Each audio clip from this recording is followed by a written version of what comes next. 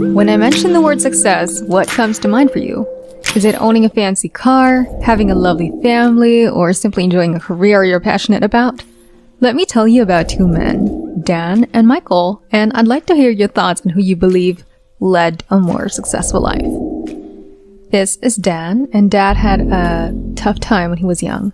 He grew up in a poor family and his parents weren't very loving. Instead of helping him with his homework, cooking for him, or showing any interest in him, they would go to the local bar to drink. This was really hard for Dan to handle. Hal would often sit alone in his room and wonder, why don't they want to be with me? What did I do wrong? Could I be better? But Dan never got an answer. To deal with his tough childhood, Dan turned to books. Every day after school, Dan would go to the local library to read. Books were his way to escape. They let him forget about his parents and the sadness he felt, immersing himself in stories instead. Over time, Dan became fascinated with Greek history. He read about great Greek heroes like Alexander the Great, admiring their courage, bravery, and power. Sometimes he would even imagine himself as a wealthy Greek conqueror, free to do whatever he pleased and help as many people as he could. Reading these books inspired Dan to want a better life. He aspired to be a modern-day conqueror.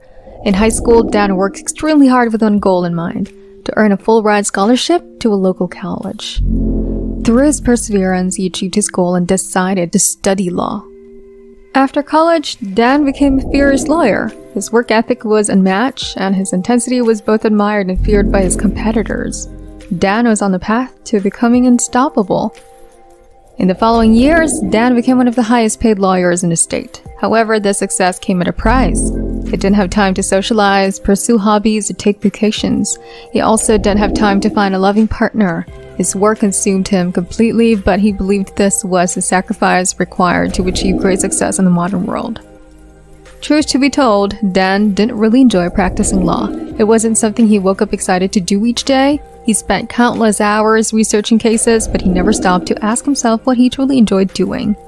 He never considered how he would spend his time if money were no subject. Nevertheless, his work allowed him to live comfortably with a nice house, car, and dining experiences. More importantly, it provided him with financial freedom, a dream he had since childhood. Now meet Michael. Michael comes from an ordinary middle-class family. His childhood was pretty average. Nothing extraordinary happened. He played some sports and had a loving family. School wasn't too tough for him either. Since he was little, Michael's parents always told him, do whatever makes you happy. And he took that advice to heart. As he got older and entered high school, Michael wasn't aiming for the stars. He just did enough to get through. College dreams or grand ambitions weren't really on his radar.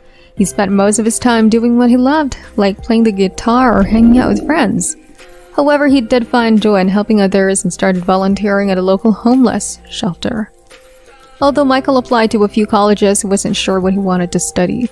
After a few years of uncertainty, he settled on creative writing, mainly because it was the only subject he truly enjoyed. After finishing college, Michael decided to start a blog about music. His idea was to interview local musicians in his area to learn about their beginnings and future plans.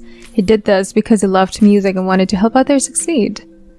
Over time, Michael built a small but loyal online fan base and truly enjoyed his work. It allowed him to combine his two passions, writing and music.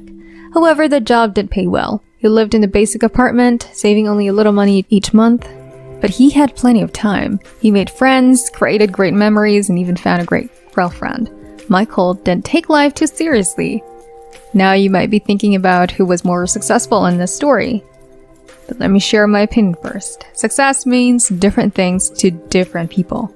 We all have our own ideas about what it looks like. Some people might think success is about having money or having a loving family. The problem arises when we believe our view of success is the only right one. People often get defensive when they hear about someone else's idea of success that contradicts our own. They start exaggerating the positives of their lifestyle and downplaying the negatives. For example, if your parents focus on stability and money, they might insist that that's the best way to live. They'll highlight all the positives of that lifestyle. Think about when your parents focus on having fun and being joyful. They're more likely to encourage you to do the same, right? The main idea here is that only you know what a successful life looks like to you. It's good to hear other people's opinions, but remember, when they talk about how great their life is, it's often because it makes them feel good about their own choices. Don't ever let someone else decide how you should live. Your life is yours to live. Now let's talk about Dan and Michael. I don't know who lived a more successful life between them. You could argue for both sides in great points. The only ones who really know if they're successful are Dan and Michael. And the only way they and all of us can figure this out is by being self-aware and understanding what success truly means to us.